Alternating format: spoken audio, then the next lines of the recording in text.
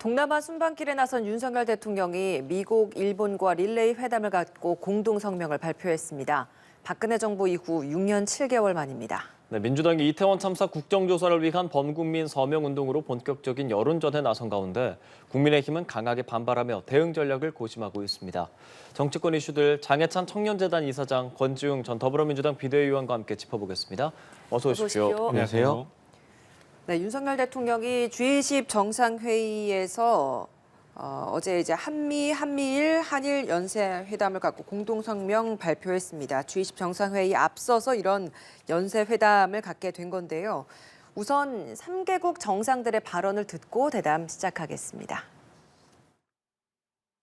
특히 북한은 핵과 미사일 능력에 대한 자신감을 토대로 한층 더 적대적이고 공세적인 도발을 감행하고 있습니다.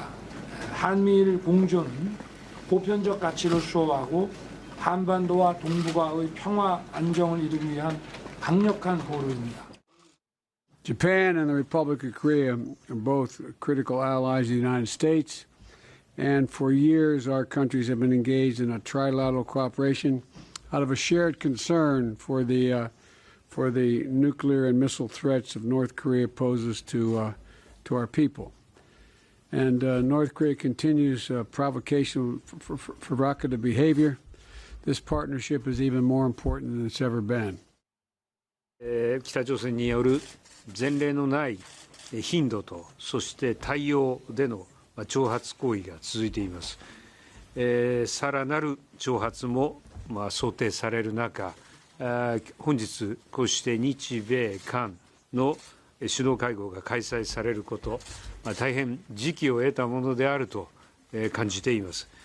日米韓の連携をさらに強化し、毅然と対応していきたいと考えております。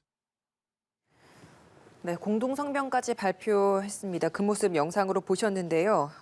북핵 위협에 대한 공동 대응 부분이 주된 핵심이었습니다.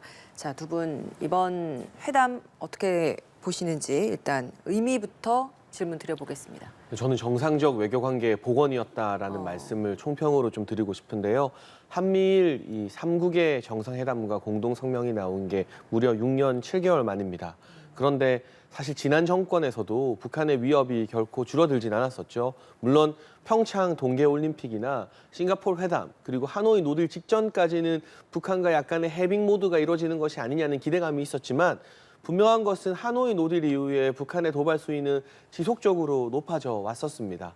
그러면 지난 정부 하반기라도 이런 한미일 정상회담과 공동성명이 나와서 북핵 문제나 북한의 도발에 대해서 규탄하는 성명이나 국제사회의 어떤 지지를 이끌어냈어야 하는 것인데 물론 한일 관계가 워낙 최악으로 치달았지만 그런 부분이 6년 7개월이나 공백으로 존재했었다는 게 한국 외교에 있어서 두고두고 아쉬운 점이 아닐까 싶고요. 조금 늦은 감이 있습니다만은 윤석열 정부 들어서 곧바로 이렇게 한미일 정상회담과 함께 3국 공동성명이 나온 것 그리고 미국의 바이든 대통령이 직접 이 3자 협력을 강화하면서 북한의 도발이나 북핵 문제에 대해서 아주 심각하게 지켜보겠다, 공조하겠다라는 메시지를 내게 한 것은 분명 긍정적인 성과인 것이죠. 많이들 잘 아시겠지만 미국 민주당 정부 같은 경우는 전통적으로 한반도 문제보다는 중동 문제에 천착하는 그런 경향성이 있었고요. 지금은 또 러시아, 우크라이나 문제 때문에 한반도 문제가 국제사회나 미국의 조야에서 좀 이선으로 밀리는 것 아니냐라는 우려가 있었지만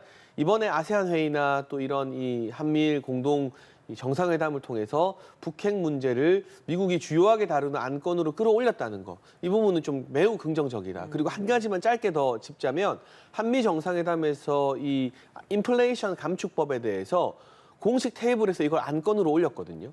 그동안은 사실 이 정상 간의 공식 안건이라기보다는 조금 이선을 통한 여러 가지 이야기를 하다 보니까 우리 정부의 노력에도 불구하고 이거 지금 정상회담 의제로도 못 올리는 거 아니냐는 야당의 일부 비판이 있었는데 드디어 이 IRA 관련된 부분을 한미 정상회담 테이블에 직접 올리고 바이든 대통령이 한국 기업이 미국 경제에 기여하는 바가 많기 때문에 검토를 해봐야 된다라고 말했다는 거 이 부분은 또 굉장히 의미 있는 경제 외교의 성과가 아니었나 싶습니다. 네, 자 어떻게 평가하시겠습니까? 저는 잘한 부분도 있으나 좀 우려할 부분도 있는 회담이었던 것 같아요. 어떤 부분이냐면 잘한 부분은 북한의 어떤 도발에 대해서 공동 대응을 이끌어낸 것입니다. 어쨌건 공식적으로 이런 기류는 있었지만 이것을 확인한 것이기 때문에 그 부분은 잘했다라고 생각하고요. 우려되는 부분은 사실 이번에 북한에 대한 한미일의 공조뿐만 아니라 한미일 세 국가가 사실은 경제 안보 측면에서 대화체를 만들기로 했습니다. 근데 이게 좀 섣부른 조치가 아닌가 싶기도 해요. 그러니까 북한과의 평화 모드를 만들기 위해서는 일본과 미국의 협조만 필요한 것이 아니라 중국과 러시아의 협조도 필요합니다. 공이 그것을 해결해야 될 주체가 한국이고요. 근데 이 삼국이 연결되면서 그리고 이것에 더 나아가서 인도태평양 전략을 발표했습니다. 근데 이게 어떻게 되냐면 중국 입장에서는 내륙으로 고립되는 것이고 한국이 캐스팅 모터 역할을 하고 있었는데 완전히 한쪽 편에 서버린 거예요. 이렇게 됐을 경우 사실 한국이 어쨌든 중국과의 교역을 꽤나 많이 하고 있고 그러니까 수출의 20% 이상을 네. 교역을 하고 있는 상태에서 어느 정도는 이걸 균형 있게 해야 되는데 이번 회담의 선언을 통해서 사실상 어쨌건 해양 전략을 완전히 택한 게 되었습니다. 이것이 한국에 좋을 것인지 아닌지 지금은 단정해서 말하기는 어렵지만 네. 저는 조금 조심스럽게 접근할 부분 분명히 있었다고 생각해요. 근데 그 부분이 잘 다뤄지지 않은 채 어느 순간 북한의 대응을 빌미 삼아서 갑자기 세 나라가 갑자기 합쳐져 버렸습니다. 사실 미국과 한국은 이미 원래 가까웠었거든요. 근데 여기 일본을 껴주게 된 것이에요. 근데 이것이 어떤 결과를 낳을지는 좀 더 지켜봐야 되지 않을까 싶습니다. 예. 네. 중국과의 협력이 필요한데 미국의 대응에 동참하는 기조가 다소 나왔다. 이런 말씀해 주셨거든요. 좀 부정적인 평가를 보내주셔서요. 그게 이제 문재인 정부의 외교 전략이었죠. 미국과 중국 사이에서 좀 균형자 역할을 해보겠다. 특정 어떤 국가에게 우리가 가깝다는 어떤 사인을 노골적으로 주지 않고 조금 이 아슬아슬한 줄타기를 하겠다는 거. 그런데 지금 국제사회의 정세 자체가 앞서 이 외교 전문가분들도 나와서 대담을 해주셨지만 예전처럼 그런 이 아슬아슬한 줄다리기를 할 수 있는 구조는 아닌 것 같아요. 대한민국이 외교를 혼자 하는 것이 아니라 국제사회의 여러 가지 분위기나 기류를 보고 하는 것인데 신냉전 체제라는 말이 공공연하게 등장할 정도로 이 중국과 러시아 그리고 그를 제외한 서방의 여러 국가들의 결속이 강화되면서 대립이 격화되고 있는데 여기서 자칫 우리가 이 기존의 동맹인 미국과의 관계 강화에 힘을 쏟지 않고 문재인 정부 때처럼 중국과 어떤 줄다리기를 하겠다. 여기서 이 두 마리 토끼를 다 잡겠다 하다가 자칫하면 두 마리 토끼를 다 놓칠 수 있거든요.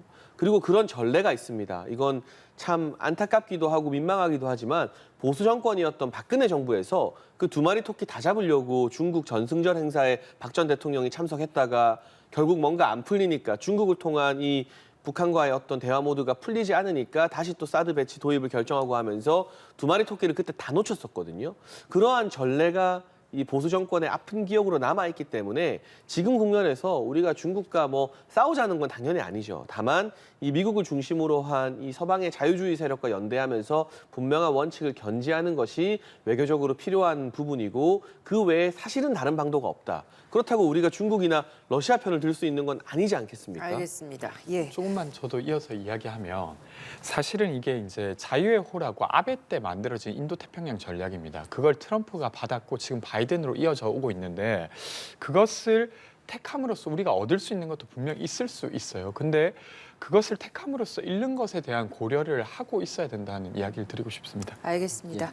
자, 김건희 여사 순방지에서 배우자 공식 프로그램 대신에 심장병 환자를 방문하는 단독 일정 소화한 걸 두고 참 이 누리꾼들 사이에서도 갑론을박이 벌어지고 있습니다. 박지원 전 국정원장 같은 경우에는 이번 G20 회의가 중요하다. 그런 만큼 이번 회의에서는 윤 대통령만 보였으면 좋겠다. 이런 뼈 있는 말을 하기도 했거든요. 자, 이번 이 공방에 대해서는 어떤 말씀 하고 싶으세요? 네, 한미 정상회담, 한일 정상회담, 한미일 3자 정상회담을 연속으로 치러서 예. 충분히 윤석열 대통령 행보가 보이고 있고요. 주목받고 있고 다만 이 박지원 전 원장이나 일부 야권 인사들은 김건희 여사가 뭘 해도 비판하고 싶다라는 그런 강렬한 의지가 좀 느껴지는데요. 앙코르와트는 공교롭게도 이 김정숙 여사가 참 좋아했던 곳이기도 하죠. 다녀오셨던 걸로 기록에 남아 있는데 그 우리 국민들이 바라봤을 때 또 뭐 세계 시민들이 바라봤을 때 남들 다 가는 유명한 관광지 한 번 더 가는 게 무슨 큰 의미가 있겠습니까? 그런데 프놈펜에서 방문한 이런 병원 같은 경우는 단순히 그냥 어려운 처지의 환자들 있는 데를 간 게 아니라요. 한국 분들이 세우거나 기여하거나 우리 이 국내의 어떤 정서와 밀접하게 연관이 있는 장소를 찾아서 간 것이기 때문에 이런 행보가 단순히 여기서 끝나는 것이 아니라 이 캄보디아 사람들이 봤을 때도 아, 맞다. 이 병원 한국인이 세워준 거였지.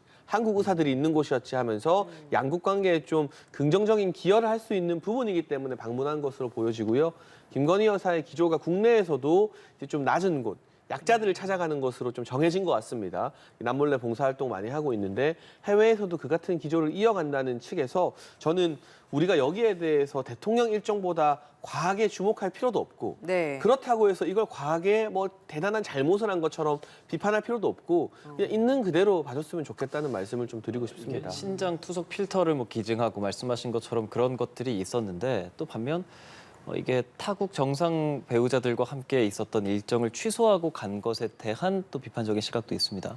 그렇죠. 그러니까 김건희 여사의 단독 행보 그 자체를 비판하는 건 저는 좀 무리스럽다고 생각하고요. 말씀하신 대로 사실 정상 배우자들 간의 만남이라고 하는 것 역시 사실은 외교의 내용에 되게 중요한 부분을 차지할 수도 있는 부분입니다. 근데 그것을 취소하고 갈 만큼이었는가? 이런 질문은 할 수 있을 것 같아요. 네. 알겠습니다. 윤석열 대통령이 사실 이 한미일 이번 연속회담까지 하면서 굉장히 외교 행보를 하고 있습니다만 사실 그간 외교 행보를 하고 나면 지지율이 반등해야 되는데 오히려 지금 떨어지는 형국이었습니다. 이번에 좀 어떻게 예상해 볼 수 있겠습니까? 사실 윤석열 정부 초기에 가장 먼저 이루어졌던 한미 정상회담 같은 경우는 반응이 좋았었죠. 예. 바이든 대통령이 대한민국에 와서 했던 그 정상회담은. 하지만 이후 대통령의 해외 순방 이후에 좀 지역적인 논란들, 부수적인 논란들이 대마를 잡아먹으면서 그게 화제가 되다 보니까 대통령 지지율에 부정적인 영향을 끼쳤던 게 좀 아픈 사실입니다. 그런데 지금 이제 인도네시아에서의 여러 가지 이제 G20이나 B20 비즈니스 서밋 등이 남아 있지만 지금까지의 어떤 이번 해외 순방 그리고 가장 중요했던 한미, 한일 또 한미일 3자 정상회담과 이 여러 가지 공조문 발표에 대해서는 특별히 흠잡을 거리가 나오고 있지는 않은 것 같아요. 그래서 만약 이게 문제였다면 오늘 아침에 있었던 민주당 최고위에서 이걸 막 집중 포화를 쏟아부었을 겁니다. 근데 제가 한번 오늘 민주당 최고위원회 전문을 받아보니까 네. 대통령의 외교나 해외 순방에 대해서 비판하는 비중은 굉장히 작더라고요. 그것만 봐도 야당이 뭔가 흠집을 내고 싶어도 적어도 이번 해외 순방에서는 지난번처럼 흠집을 낼 만한 어떤 지역적인 부분을 찾아내지 못하고 있기 때문에 근데 이제 출발에 앞서서 MBC 취재 그 논란이 또 있어서 탑승 불허 논란이 있어서 또 이제- 여기 또 덮여버리는 게 아니냐 이런 또 이야기도 있긴 했거든요. 근데 그 논란은 어쨌든 순방 직전에 불거진 거라서요. 예. 순방 도중에 뭔가 대통령실의 실수나 부주의 이런 논란 등은 아직까지 안 나오고 있어서 예. 제가 이 민심의 풍향계로 민주당 최고위원회 발언들을 잘 보고 있는데요. 별로 그 부분 지적하는 내용이 없더라고요. 외교에 대해서는. 예.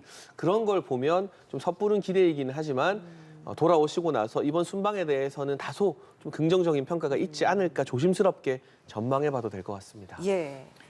전 두 가지 측면에서 별로 그 이제 지지율에 긍정적 영향은 없을 것 같아요. 하나는 일단은 사실 지금 윤석열 정부는 중도층에서 지지율 회복이 돼야 지지율이 오르는 상태입니다. 그러니까 보수 결집으로는 이미 되어 있다고 봐야 돼요. 그런 측면에서 MBC 전용기 배제 같은 경우는 사실 중도층이 보기에 너무 좀스러운 대응이었고 언론 탄압까지도 연결될 수 있는 이슈였습니다. 그래서 좋은 영향을 주지 못할 것 같고 두 번째는 아까 인도태평양 전략이라고 하는 게 실용적인 외교 측면에서는 사실 좋은 점수를 주기가 어려워요. 근데 워낙 요즘 중도층들이 중도뿐만 아니라 많은 국민들이 주가나 이런 거에 관심이 있는 상태여서 되게 민감하게 그것을 보고 있더라고요. 그 면에서도 이번 외교가 긍정적이라고 보기 어려운 것이 하나 있고요. 두 번째로는 사실 외교 관련한 뉴스가 별로 언급되지 않고 있습니다. MBC 논란이 매우 컸던 게 있고 예. 또 하나는 어쨌건 12구 참사가 있었기 때문이에요. 근데 사실은 대통령실의 수석 보좌진들이 뭐 웃기고 있네 이런 이야기를 한다던가 아니면 이상민 장관 그러니까 이 재난안전의 총책임자인 이상민 장관이 폭락의 사표 뭐 이런 이야기를 하고 있잖아요. 그런 것들이 워낙 더 크게 뉴스화되어서 이번에 외교 순방을 통해서 성과를 얻기는 좀 어려워 보입니다. 예, 말씀해 주신 것처럼 이태원 참사 관련해서 계속 이야기가 나오고 보도가 되는데 민주당은 국정조사랑 특검 추진 서명운동 시작하고 본격적인 여론전에 나서는 것 같습니다. 번 비대위원께서 보시기에 그렇게 여론전에 나서야 하는 필요성 어떻게 생각하고 계세요? 저는 두 가지 측면인데요. 사실은 민주당 입장에서는 여당과 함께하는 국정조사를 하고 싶습니다. 왜냐하면 물론 이제 민주당이 어떻게 더 부각되느냐도 정치적으로 고려해야 될 부분이지만 국정조사를 제대로 하기 위해서 여당이 들어와 줘야 돼요. 그래야 예를 들면 경찰 수사로 볼 수 없는 부분을 행정적인 책임 혹은 아니면 정치적인 책임을 제대로 물을 수 있는 것이고 그래야 사실 정치에 대한 신뢰가 회복되지 않겠습니까? 그런 측면에서 여당을 압박하기 위함이 하나 있고요. 두 번째는 저는 정치의 신뢰를 회복하기 위함도 있다고 생각합니다. 네. 그러니까 저희처럼 이렇게 대담을 늘 나누는 사람 입장에서야 정치 이슈들을 잘 알지만 보통 사람 입장에서는 그걸 다 알기가 어려워요. 이번에도 국정조사에 대한 요구를 민주당 최고위에서만 한다고 하면 많은 국민들이 모를 가능성이 있습니다. 근데 어느 정치 집단이라도 국정조사 혹은 아니면 진실규명을 제대로 하기 위해서 서명운동까지 하고 있다는 모습 자체가 저는 정치가 국민으로부터 좀 신뢰받을 수 있는 길이라고 생각하기 때문에 네. 이런 서명운동이 긍정적이라고 생각합니다. 예. 이 민주당에서 나서는 이런 여론전 어떻게 보고 계십니까? 네, 참 민주당 지지자나 민주당 당원들도 역대급 규모의 다수당을 의회 안에 만들어 놨는데 왜 이 의석을 가지고 밖으로 나가느냐 질타하시는 분들이 좀 있더라고요. 저는 그래서 이 국민적 아픔을 자꾸만 이 국민들에게 다시금 이 전가하는 방식의 장외투쟁은 결코 옳은 방향이 아니다라는 생각이 들고요. 국조 같은 경우는 민주당이 이미 으름장을 넣어놨습니다. 이 다음번 국회 본회의에서 단독 통과시키겠다고. 그렇다면 지금 민주당이 할 일은 밖에 나가서 장외투쟁하는 게 아니라 물밑에서 수면 아래에서 국민의힘 의원들 많이 만나면서 국조에 대한 어떤 본인들의 진정성을 설명하는 것이다라는 생각이 들고요. 국정조사가 본회의 통과된다고 해서 끝나는 것이 아니라 이 국정조사의 범위에 대해서 원래 여야 간에 상당한 진통이 잇따르게 되어 있습니다. 근데 지금 정확하게 어떤 범위로 국조를 하겠다는지 우리 국민들이 알고 있지를 못하시거든요. 그 부분에 대한 민주당 내부의 자체적인 교통 정리가 필요하고 한 가지 우려되는 것은 자꾸 이런 식으로 장외투쟁에 힘이 실리다 보니까 민주당 내부에서 또는 진보 진영의 시민단체에서 이 재난과 슬픔을 정치적 도구로 이용하려는 분들이 자꾸만 튀어나온다는 겁니다. 예. 지금 오늘 오전에 화제가 되고 있는 보도는 한 진보 진영 시민단체 소속의 천주교 신부님이 뭐 윤석열 대통령 전용기 출하했으면 좋겠다. 이런 글을 SNS에 올려서 기사가 막 나고 있고요. 그리고 또 민주당 내부에서도 이재명 대표가 이 유족들의 동의를 뭐 물론 구해야 된다는 전제를 붙이고는 있습니다만 이태원 사고 사망자들의 신상을 명단 공개해야 공개. 된다. 예. 명단 공개해야 된다. 근데 그거 여러 언론사에서 취재가 들어갔는데 유족들의 대다수가 좀 반대하고 있다, 꺼리고 있다라는 보도가 나오고 있잖아요. 그렇다면 접어야 되는데 그렇지 않고 계속 이런 강행 모드로 나오는 거 이거 정말 진실을 밝히고 유족들을 위로하기 위해서인지 아니면 정부를 공격하기 위해서인지 그 부분에 대한 진정성을 좀 국민들에게 잘 설명해 주셨으면 좋겠습니다. 예, 물밑에서 의원들을 설득하는 과정이 필요하지 장외로 나가는 게 필요한 상황이 아니었다 이런 말씀을 하십니다. 실제로 보면 김용민 의원 같은 경우에는 기자회견을 하면서 여당이 국정조사를 불수용하면 정권 퇴진 운동을 벌이겠다라고 이야기를 하고 있고 무소속이지만 사실 뭐 민주당 소속이었던 민형배 의원을 포함한 20여 명의 의원들도 여기에 지금 같이 동참을 한 모습이었습니다. 이러다 보니까 이런 서명 운동 같은 것들이 정권 퇴진 운동을 벌이기 위한 전초전이 아니냐 이런 지적을 하는 시각도 있습니다. 여기에 대해서는 어떤 말씀하고 싶으십니까? 저는 기본적으로 민주주의 체제 내에서 어떤 심판이라고 하는 건 선거를 통해서 돼야 된다고 생각합니다. 근데 지금 이 사안은 150명이 길을 걷다가 군중 압착으로 갑자기 죽어버렸어요. 그리고 그것은 거의 신고가 있었던 4시간 동안 국가가 작동하지 않아서 발생한 일이죠. 네. 근데 여기에 대해서 국가가 제대로 자신의 잘못을 드러내려고 하지 않는다.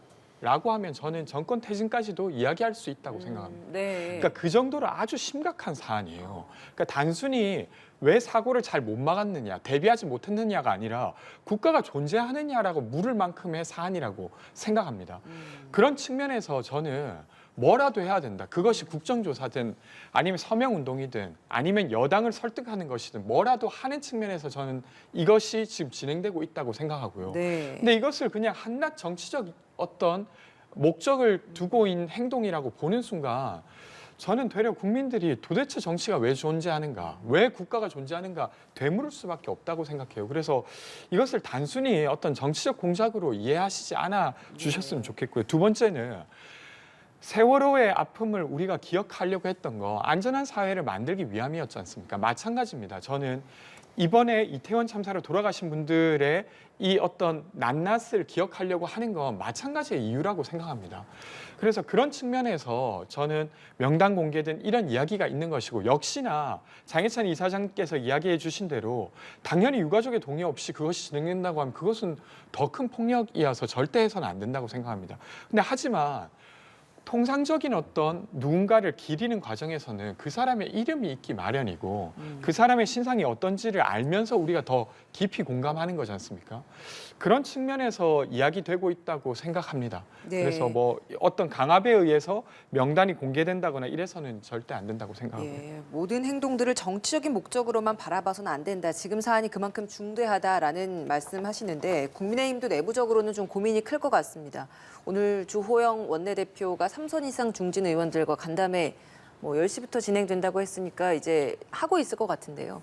국민의힘 내부에서 어떻게 좀 기류가 정리될 거라고 보세요? 근데 저는 이 민주당이 주도하는 국조에 국민의힘이 동의하기는 상당히 힘들다고 생각을 해요. 정치라는 게 주고받는 핑퐁인데 이를테면 민주당이 장애로 나가지 않고 또는 정권 퇴진이라는 단어를 입에 올리지 않고 내부적으로 좀 설득하는 모습 보였다면 국민의힘이 반대하고 싶어도 움직일 수 있는 공간 자체가 좀 줄어들거든요.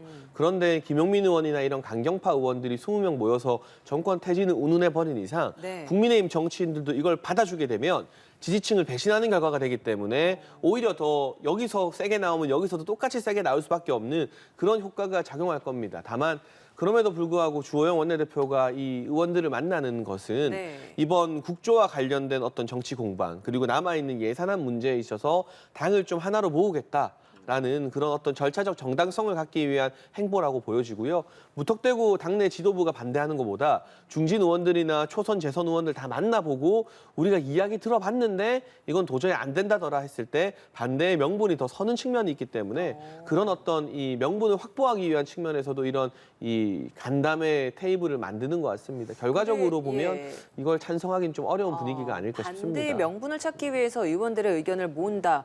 그렇다면 실제적으로 국정조사는 만약에 야당들끼리만 이제 단독으로 통과시켜서 이게 국정조사가 진행이 되면 그게 실제적으로 국민의힘에게는 과연 유리할 것인가? 이 부분은 또 다른 대목 아니겠습니까? 양날의 검인데요. 예. 이를테면 야당이 이제 참고인이나 증인들을 국회로 부를 거잖아요. 네. 그럼 거기서 굉장히 날카로운 질의. 제가 예전에 그 최순실 국조할 때 기억에 남는 건 김경진 전 의원의 질의였거든요. 그분이 그 국조로 사실 좀 국민적 스타가 되지 않았습니까? 그런 날카롭고 이 실체적 진실을 꿰뚫는 질의 등이 그 국조에서 나와버리면 국조에 참석하지 않은 여당의 입장이 조금은 궁색해질 수 있겠죠. 그런데 최근 민주당이 국회에서 대정부 질의를 하거나 국회 인사청문회를 했던 실력을 보면 뭐 3M 타령하고 이모 타령하고 하는 그 실력을 보면요. 이 국조에서 과연 민주당이 국민들 보기에 이거 잘했다라고 점수를 딸 것인가. 아니면 불러서 말도 안 되는 호통치고 윽박지르기나 하면서 이럴 거면 국조 왜 했냐라는 이 오히려 국민의 질책을 받을 것인가. 거기에 따라 달려 있는 것 같아요. 그래서 네. 국조를 뭐 야당만 하겠죠. 잘하면 국민의힘에게 마이너스가 되는 거고 이 더불어민주당이 지금 대정부 질의하듯이 한동훈 장관 청문회 하듯이 국조를 해버리면 해놓고 오히려 국민에게 질타받는 국조가 될 수 있어서 그건 지켜봐야 되는 양날의 검이다라는 생각이 듭니다. 예. 이 부분에 대해서 사실 부정적인 의견이 우세할 걸로 보이거든요. 국민의힘이 회의를 하면 중진 의원들끼리 회의고 중진 의원들이 갖고 있는 기조가 그렇다고 많이 이야기를 하니까 그럼 민주당은 단독으로 좀 진행을 하게 될 거고 야당끼리 좀 진행을 하게 될 텐데 민주당에서 좀 국민의힘으로 하여금 함께 하자라고 할 수 있을 만한 뭐 설득의 카드 이런 것들은 없겠습니까? 그러니까 보도되는 것 중에 하나는 예산안의 일부를 협조하면서 국조를 좀 얻어낸다. 예. 그러니까 국조를 얻어낸 다음에 여당이 참여하는 국정조사를 진행하게 한다. 이런 것들도 저는 카드가 될 수도 있다는 생각은 듭니다. 근데 뭐 그게 뭐 제가 세부적으로 아는 부분은 아니라서 더 이야기 드리기는 어려운데, 근데 여튼 이제 국민의힘이 함께하지 않는다고 하더라도 정의당과 기본소득당과 민주당이 함께 이제 국정조사를 진행하게 될 것이고요. 말하신 대로 국정조사의 내용이 어떤가에 따라서 결과적으로 국정조사가 필요했다, 아니다가 평가될 것 같아요. 근데 저는 지금 국민의힘 내부에서는 사실 국정조사에 대한 자신의 본심을 드러내기 어려운 상황이라고 생각됩니다. 왜냐하면 대통령이 이미 선을 그었어요. 국정조사는 경찰 조사가 다 된 다음에 미진한 부분이 있을 때 하는 걸로 합시다라고 이미 말을 한 바 있습니다. 근데 지금 여타 이전에 이준석 대표를 이렇게 내보냈던 상황이라든지 아니면 뭐 비대위가 꾸려지는 과정이라든지 이런 걸 보면 윤석열 대통령의 가이드라인에 국민의힘이 거의 뭐 대통령실의 여의도 분소처럼 움직여지고 있었던 경우들이 꽤나 있었습니다. 네. 이번에도 그것이 가이드가 되어서 작동되지 않을까 싶고, 사실은 참사 초기에만 해도 조영 원내대표가 말했다시피 이건 협의의 여지가 좀 있었어요. 근데 지금은 되려 국민의힘의 의원들이 조영 원내대표를 공격하고 있는 상황이 돼버렸죠. 그래서 저는 좀 다른 이유로, 예를 들면 윤석열 대통령에게 얼마나 충성하는가를 보여주는 가름대로 이번에 국정조사에 대한 반대가 드러나지 않을까 싶습니다. 그러니까 이 부분 말씀을 하시니까 관련해서 바로 또 질문을 드려볼게요. 사실 최근에 이제 윤핵관들이 잠시 뒤로 좀 밀어놨다가 다시 좀 마이크를 잡기 시작했다라는 이야기들 나오지 않습니까? 장제원 의원 같은 경우에도 주호영 원내대표의 그 수석들 퇴장 조치에 대해서 비판하는 목소리 공개적으로 냈고, 권성동 원내대표 같은 경우에도 뭐 물론 지금 이사장께서 몸담고 계신 그 청년 활동들 같이 좀 주최하면서 뭔가 지지세를 끌어모으려는 그런 움직임도 보이고 있다. 뭐 이런 분석들이 있는데, 실제적으로 이런 부분에 대해서 좀 어떤 하실 말씀 있으십니까? 저는 자연스러운 것 같아요. 이 정권을 만드는데 함께했던, 기여했던 정치인들이 뭐 때로는 경우에 따라서 이선으로 물러날 때도 있고, 또 때로는 앞에 나와서 목소리를 낼 때도 있고, 정치라는 게 계속 흐름을 따라가는 거잖아요. 이게 뭐 정권 만드는데 기여했는데 공신이라는 이유로 뭐 임기 5년 내내, 남은 국회의원 임기 내내 이선으로만 빠져 있어라? 이것도 말이 안 되는 것이고요. 다만 이 같은 활동이나 주도적인 목소리가 정말 이 정부의 성공을 위한 진정성 있는 행보다라고 보여져야지 사리사욕을 위한 것으로 보여지면 안 되겠죠. 그건 그러니까 국민과 사리사욕도 있지만 당원들이 대통령의 판단할 것이고. 어떤 네. 발언에 의해서 같이 이제 일률적으로 움직여버리는 그런 행동이 아니겠느냐. 그러니까 이용 의원 같은 경우에도 대통령실에 한번 들어갔다 나오면서 어떤 발언이 나왔다. 뭐 이런 이야기도 있어서요. 근데 집권 여당과 정부가 발 맞춰서 호흡을 맞추는 건 너무나 당연하고 중요한 일이고, 지금 사실 국민의힘 당원들이 국민의힘에 대해서 내리는 평가가 대통령 말만 듣는다라고 당원들이 싫어하는 게 아니라, 아니 해도 너무한다, 정부를 너무 안 지켜주는 거 아니냐라는 평가가 당원들 사이에서는 중론이라고 제가 체감하고 있거든요. 네. 그렇기 때문에 좀 주호영 대표가 이번에 중진들 만나는 것도 전열을 재정비하면서 소수 여당이지 않습니까? 가뜩이나 어려운 환경에서 좀 민주당의 어떤 다수당의 지위를 이용한 여러 예산안 이 폭거 등에 대해서 잘 대응하자라는 공동 기조를 마련하기 위함도 있는 것 같고요. 또 이 챕터가 달라졌죠. 장제원 의원이나 권성동 의원이 약간 이선으로 물러났을 때는 국민의힘의 어떤 지도체제 정비 문제로 내용에 빠져 있었을 때였습니다. 이준석 전 대표 징계, 비대위 출범, 가처분 등등. 그때 그 챕터에서는 소위 말하는 윤핵관이라고 불리는 분들이 빠져서 국민의힘이 지도체제를 정비하도록 길을 터주는 게 맞았던 것이고요. 예. 이제는 정진석 비대위로 지도부가 안정된 상태에서 예산안이나 이태원 참사 이후에 국제 등 새로운 또 챕터가 열렸기 때문에 흐름이 바뀐 만큼 자연스럽게 또 앞으로 나서서 목소리를 내는 것이라고 봅니다.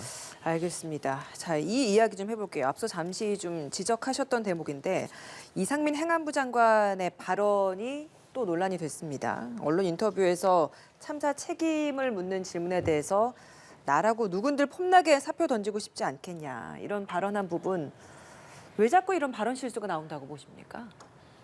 이게 영상 인터뷰가 아니라 서면으로 인터뷰한 거지 않습니까? 그리고 그 서면으로 나가기 전에 사실은 검토가 충분히 가능했을 것 같은데, 저는 이 발언을 보고 정상적 상태에서 할 수 있는 말은 아니라고 생각합니다. 아주 심각하게 생각되는데요. 이 말을 그대로 구성을 하면 어떻게 되냐면 이태원 참사가 이상민 장관으로 하여금 폼나게 뭔가를 할 수 있는 배경이 되는 거예요. 그 배경이 있으니까 폼나게 사표를 던지고 나올 수 있게 되는 것이죠.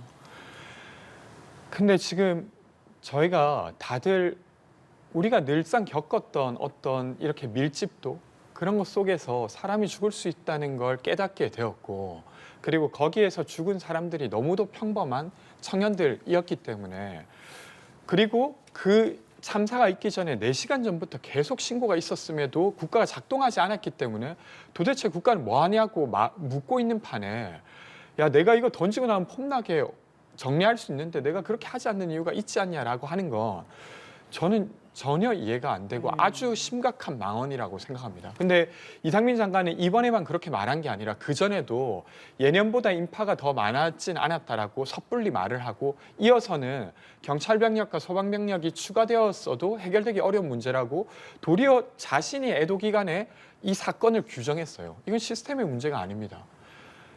저는 아주 심각하게 봐야 된다고 생각하고요.